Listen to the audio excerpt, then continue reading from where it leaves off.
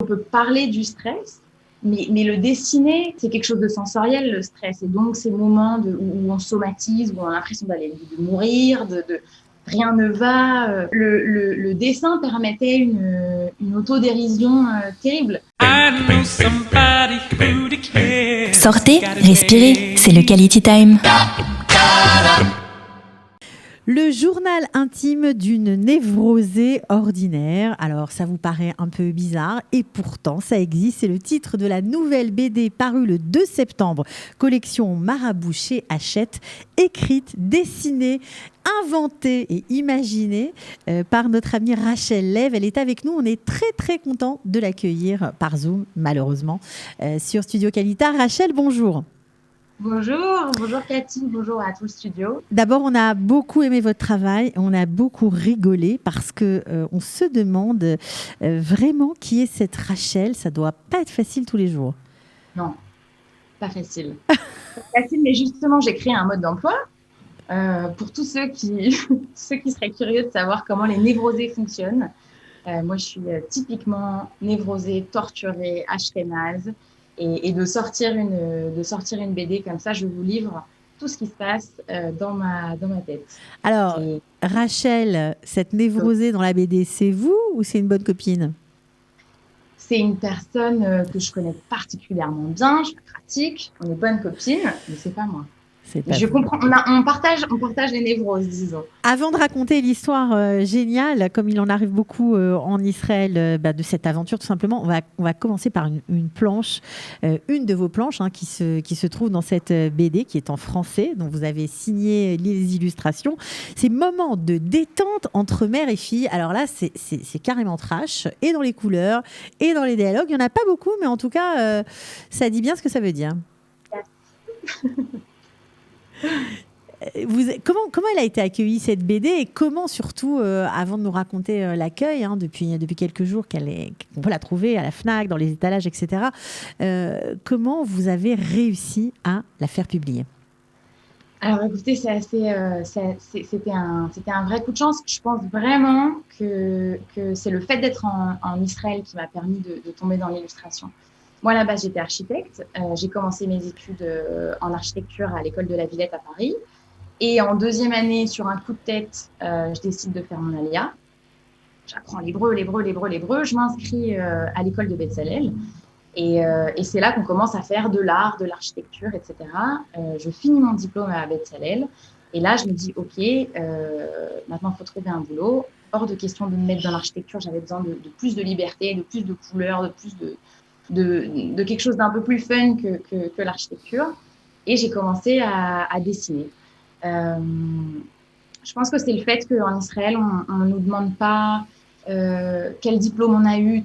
Tout paraît un peu possible, tout paraît facile. Et donc, si on a envie de se lancer dans quelque chose, on tente le coup et puis on voit si ça fonctionne. Et j'ai publié quelques dessins comme ça sur Facebook et j'ai des petites boîtes en Israël qui m'ont demandé quelques dessins. Ça a commencé comme ça. Et un jour, je me suis dit, il serait temps de faire une BD et de se lancer dans l'aventure, d'où la création de ce journal intime d'une névrosée ordinaire. J'ai travaillé pendant 6 mois à faire ces planches. J'ai envoyé ça aux maisons d'édition en France.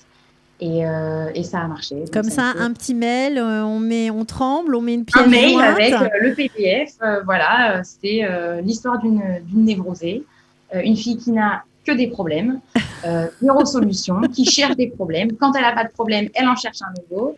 Les grands névrosés me comprendront sûrement, mais les grands ashkénazes... Alors, il y a une planche que j'ai beaucoup aimée qui s'appelle « Conversation nocturne ».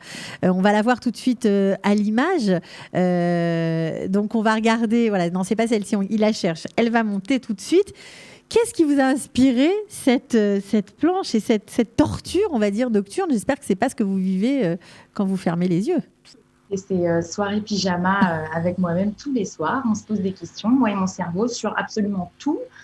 Et c'est l'histoire ce livre et ce roman graphique, c'est vraiment l'histoire d'une fille un peu banale qui rêverait de choses grandioses, qui rêverait d'une vie trépidante, qui rêverait de pouvoir raconter à ses petits-enfants plus tard, moi, quand j'étais jeune, j'ai croqué la vie à pleines dents, j'ai adoré, je me suis éclatée. Et en attendant, elle est sur son canapé ou sur son oreiller à se morfondre sur voilà, le sens de la vie, les angoisses du lendemain, à quoi je sers, quelle est ma place dans l'univers, etc.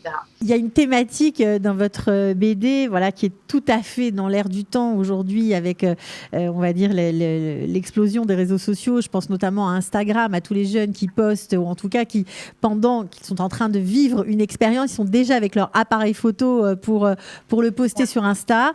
Vous avez écrit une page qui s'appelle « Je suis un martyr » avec le diktat du corps que beaucoup de gens subissent, vivent aujourd'hui. Qu'est-ce qui vous a inspiré cette page ?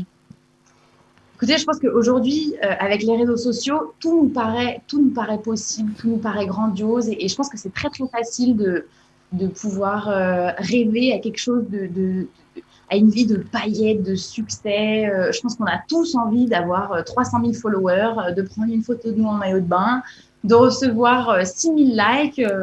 Et je pense que c'est quelque chose qui, dans notre génération à nous, de jeunes comme ça donne vachement envie. Et le paradoxe avec la vie réelle, on est tous avec nos iPhones, on est tous sur Insta, Snapchat, Facebook, etc. Et je pense que c'est très facile de montrer les succès, de montrer les réussites, les nouveaux projets, les choses un peu paillettes et sexy, entre guillemets. Et c'est plus compliqué de montrer le côté un peu obscur de notre personnalité qu'on a tous. C'est plus compliqué d'être honnête et de montrer ces grands moments de solitude, ces grands moments de questionnement. Et la question, c'était comment on peut les montrer. Et je pense qu'on peut parler du stress, mais le dessiner, c'est quelque chose de sensoriel, le stress. Et donc, ces moments où on somatise, où on a l'impression de mourir, rien ne va, tout est noir, rien ne va, quoi. Je pense que le dessin permettait une autodérision terrible. On peut prendre du recul et rigoler, quoi. Alors, il y a le dessin, mais il y a les dialogues qui sont quand même bien rédigés, on va dire, bien acérés en tout cas, et qui font mouche. C'est vous qui avez aussi écrit les dialogues ? J'ai écrit les dialogues et c'était vraiment les dialogues. Bon, alors je vous ai dit que c'était pas moi le personnage, donc là ça va être compliqué, mais c'est un discours entre moi et moi-même, quoi. D'accord, c'est votre clone en fait. Voilà, c'est ça. C'est la jeune femme qui a envie de s'éclater, d'être facile, légère, dynamique, fun, etc. Et l'autre côté qui est là à angoisser, à ressasser, à se trouver moche. Et voilà, et angoissée pour tout, quoi. Rien ne va jamais. Donc, il y a un conflit entre ces deux personnes, celle qui, justement, comme vous le disiez avec les réseaux sociaux, celle qui a envie de montrer que tout va bien, et l'autre qui clairement galère un peu dans sa vie de jeune femme aujourd'hui. Et on va dire qu'elles doivent être nombreuses, ces jeunes filles. Elles vont sûrement se reconnaître dans cette super BD. Alors, le stress de la mère, le stress de la mort, le stress du corps, le stress de cet homme, ce prince charmant qui n'arrive pas. Tout y passe, évidemment. Alors, je voudrais juste savoir où vous étiez lorsque vous avez reçu la nouvelle d'Hachette, le mail réponse. Où vous étiez ? C'était incroyable. Alors, quand j'ai reçu la nouvelle, alors, ça va vous étonner, mais j'étais angoissée, terriblement angoissée, névrosée, en pleurs un soir en disant rien ne marche, rien ne fonctionne, je n'ai pas de chance, je suis la plus poisseuse sur cette planète. Et là, je me baladais dans un parc à Florentine-sur-Tel Aviv, pour être très exact. Et là, j'ouvre mon mail.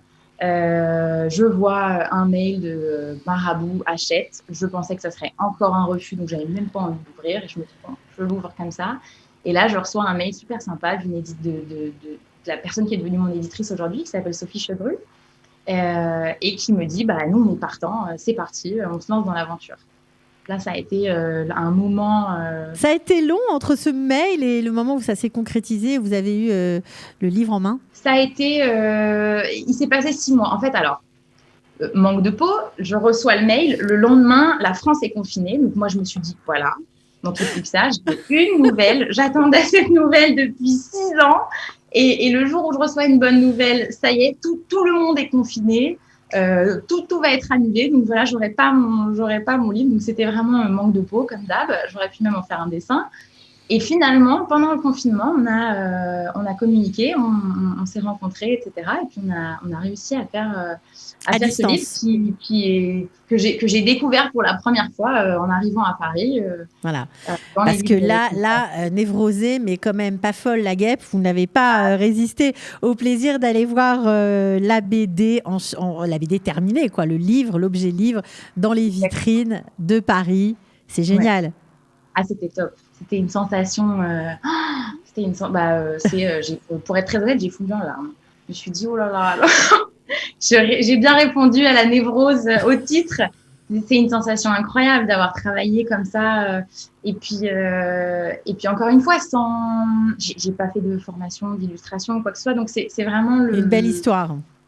Ouais, c'est Israël qui m'a permis de me lancer comme ça. Je pense qu'il y a quelque chose en Israël qui permet de se dire, bon, bah, je me lance, quoi. J'essaye, je tente l'expérience et on verra bien ce qui se passe. Et là, ça a été le coup de chance, là. Alors, évidemment, vous pouvez acheter Journal intime d'une névrosée ordinaire sur Amazon, à la Fnac ou bien dans les librairies françaises d'Israël. Vous arriverez évidemment à le trouver, vous pouvez le commander. Bref, en tout cas, une lecture à conseiller à toutes les névrosées et aux autres.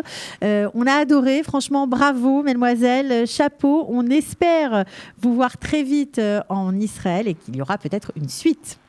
Génial, j'ai hâte. On fera, c'est ça. Journal intime d'une Ola Khadasha, peut-être. Pourquoi pas.